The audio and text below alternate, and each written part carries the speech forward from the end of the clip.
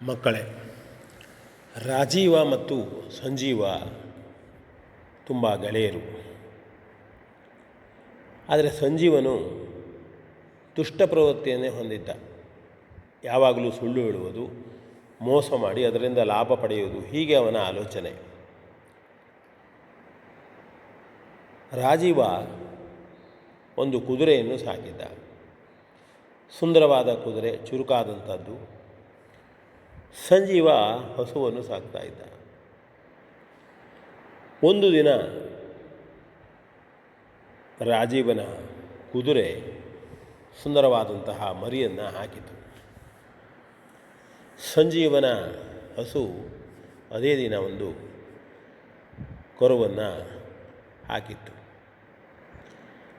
ಸಂಜೀವನಿಗೆ ಬಹಳ ಉರಿ. ಸುಂದರವಾದಂತಹ ಕುರಿ, ಮರಿಯೂ ಕೂಡ ಅಷ್ಟೇ ಸುಂದರವಾಗಿದೆ. ನನ್ನ ಹಸು ಸಾಮಾನ್ಯವಾಗಿದೆ, ಕರುವು ಹಾಗೆ, ಏನು ಮಾಡೋಣ ಅಂತ ಆಲೋಚನೆ ಮಾಡ್ತಾ ಇದ್ದ.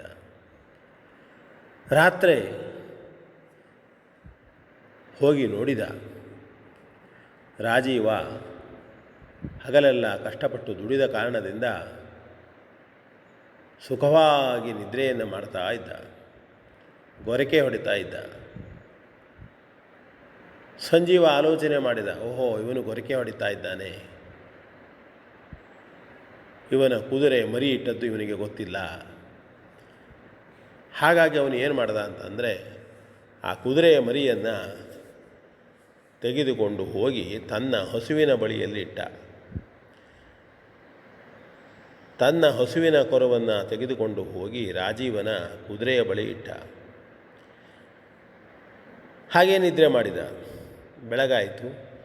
ಬೆಳಗಾದ ಕೂಡಲೇ ಸಂಜೀವ ಎಲ್ಲ ಕಡೆಯಲ್ಲಿ ಸುದ್ದಿ ಮಾಡಿದ. ತನ್ನ ಹಸು ಕುದುರೆಗೆ ಜನ್ಮ ನೀಡಿದೆ, ಸುಂದರವಾದಂತಹ ಕುದುರೆ ಅಂಥೇಳಿ ಊರು ಜನರೆಲ್ಲ ಬಂದು ನೋಡ್ತಾ ಇದ್ದರು. ಸಂಜೀವನ ಹಸು ಕುದುರೆಗೆ ಜನ್ಮ ನೀಡಿದೆ, ಸುಂದರವಾದಂತಹ ಕುದುರೆ. ಕೇಳಿದ ರಾಜೀವ. ತನ್ನ ಕುದುರೆ ಇದ್ದಲ್ಲಿ ಹೋಗಿ ನೋಡಿದರೆ ಅದರ ಬಳಿಯಲ್ಲಿ ಹಸುವಿನ ಕರು ಮಲಗಿತ್ತು.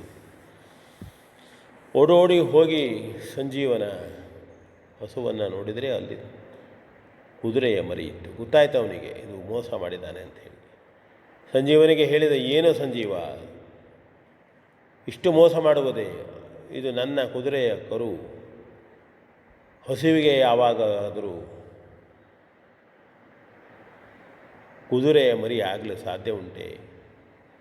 ಸಂಜೀವ ಹೇಳಿದ, ಏನೆಲ್ಲ ಹೇಳಬೇಡ, ಎಲ್ಲರೂ ಬಂದು ನನ್ನ ಹಸು ಕುದುರೆಯ ಮರಿ ಹಾಕಿದ್ದನ್ನು ನೋಡ್ತಾ ಇದ್ದಾರೆ, ಅದನ್ನಿಂದ ಹೊಟ್ಟೆ ಕಿಚ್ಚಿನಿಂದ ನೀನು ಹೇಳ್ತಾ ಇದ್ದೀಯೆ. ಅಸಾಧ್ಯವಾದುದು ಜಗತ್ತಿನಲ್ಲಿ ಯಾವುದೂ ಇಲ್ಲ, ಹೀಗೂ ಆಗಬಹುದು ಅಂತ ಹೇಳಿ ಅವನಿಗೆ ಗಟ್ಟಿಯಾಗಿ ಹೇಳಿ ಕಳಿಸಿಬಿಟ್ಟ. ಆಗ ರಾಜೀವ ಹೇಳಿದ, ನೋಡೋಣ, ಕೇಳೋಣ, ಇಲ್ಲಿ ಮಲರಾಯಿದ್ದನಿದ್ದಾನೆ, ಮಲರಾಯನದಲ್ಲಿ ಹೋಗಿ ಇದರ ಬಗ್ಗೆ ನಿರ್ಣಯ ತೆಗೆದುಕೊಳ್ಳೋಣ ಅಂಥೇಳಿ ಕರೆದ. ಮಲರಾಯ ವಿಚಾರ ಮಾಡಿತು, ಏನು ಮಾಡೋಣ, ಆಯಿತು, ಇದರ ಬಗ್ಗೆ ಸರಿಯಾಗಿ ನಿರ್ಣಯ ಮಾಡೋಣ. ನಾಳೆ ಇದೇ ಸಮಯದಲ್ಲಿ ನೀವಿಬ್ಬರು ಪಟೇಲರ ಮನೆಯಲ್ಲಿ ಸೇರಬೇಕು. ಇಬ್ಬರು ಒಪ್ಪಿಕೊಂಡರು. ಮಾರನೇ ದಿನ ಮೊಲ ಹೇಳಿದಂತಹ ಸಮಯಕ್ಕೆ ರಾಜೀವ ಮತ್ತು ಸಂಜೀವ ಹೋಗಿ ನಿಂತರು. ಮೊಲ ಬಂದಿಲ್ಲವಾಗಿತ್ತು. ಯಾಕೆ ಬರಲಿಲ್ಲ ಮೊಲ? ಈ ಸಮಯಕ್ಕೆ ನಮಗೆ ಬರಲಿಕ್ಕೆ ಹೇಳಿದೆಯಲ್ಲ ಅಂತ ವಿಚಾರ ಮಾಡುತ್ತಾ ಅವರಿಬ್ಬರು ಇದ್ದ ಸಂದರ್ಭದಲ್ಲಿ ಸ್ವಲ್ಪ ವಿಳಂಬವಾಗಿ ಮೊಲ ಬಂತು. ಅಲ್ಲಿ ಮೊಲ ಬಂದಾಗ ಕೇಳಿದರು, ನಾವು ಬಂದು ಎಷ್ಟೋ ಸಮಯ ಆಗಿ ಹೋಯಿತು, ಏನು ವಿಳಂಬವಾಯಿತಲ್ಲ? ಆಗ ಮೊಲ ಹೇಳಿತು, ಹೌದು, ನಾನು ಬರುತ್ತಿರುವಾಗ ಒಂದು ಕಡೆಯಲ್ಲಿ ನೀರನ್ನು ಬೇರೆ ಕಡೆಗೆ ಸಾಗಿಸಬೇಕಾಗಿತ್ತು. ಹಾಗಾಗಿ ನಾನು ಸಹಾಯ ಮಾಡಿ ಒಂದು ಬುಟ್ಟಿಯಲ್ಲಿ ನೀರನ್ನು ತುಂಬಿ ಬೇರೆ ಕಡೆಗೆ ಹಾಕಿ ಬಂದೆ ತಾನು ಎಂಬುದಾಗಿ ಹೇಳಿತು. ದುಡುಕು ಸ್ವಭಾವದ ಸಂಜೀವನಿಗೆ ಸಿಟ್ಟು ಬಂತು. ಏನು, ಬುಟ್ಟಿಯಲ್ಲಿ ನೀರನ್ನು ಹಾಕ್ತಾರೆ ಯಾರಾದರೂ? ಅದಕ್ಕೆ ಸಾಕಷ್ಟು ತೂತುಗಳು ಇರುತ್ತವೆ, ನೀರಿನ ಪಾತ್ರೆಯಲ್ಲಿ ಹಾಕ್ಬೋದು, ಅಸಂಬದ್ಧವಾದಂತಹ ಮಾತನ್ನು ಆಡ್ತೀಯಲ್ಲ ಎಂಬುದಾಗಿ ಮೊಲಕ್ಕೆ ಹೇಳಿಬಿಟ್ಟ. ಆಗ ಮೊಲ ಹೇಳಿತು, ನೋಡು ಸಂಜೀವ, ನಿನ್ನ ಹಸು ಕುದುರೆಗೆ ಜನ್ಮ ನೀಡಿದ್ದು ಹೌದು ಅಂತ ಆದರೆ ತೂತು ಬಿದ್ದಂತಹ ಇದರಲ್ಲೂ ನೀರನ್ನು ಹಾಕುವುದು ಅಸಾಧ್ಯವಲ್ಲ. ಆಗ ಸಂಜೀವನ ಮುಖ ಕಪ್ಪಾಗಿ ಹೋಯಿತು. ನಾನು ಸುಳ್ಳು ಹೇಳಿದ್ದು ಇವರಿಗೆಲ್ಲ ಗೊತ್ತಾಗಿದೆ ಎಂಬುದಾಗಿ ಅವನು ಕೂಡಲೇ ಎದ್ದು ಓಡಿದ.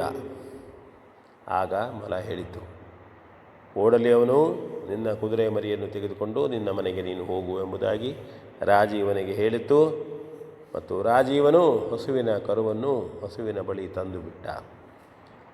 ಹಾಗಾಗಿ ಯಾರನ್ನ ಸುಳ್ಳು ಹೇಳಿ ವಂಚಿಸಲಾಗದು. ಸತ್ಯ ಸತ್ಯವಾಗಿಯೇ ಗೋಚರವಾಗ್ತದೆ, ಸತ್ಯಕ್ಕೆ ಯಾವಾಗಲೂ ಜಯ ಅಂತ ಹೇಳ್ತಾ ವಿ ಎನ್ ಭಾಗವತ್, ಬರಬಳ್ಳಿ.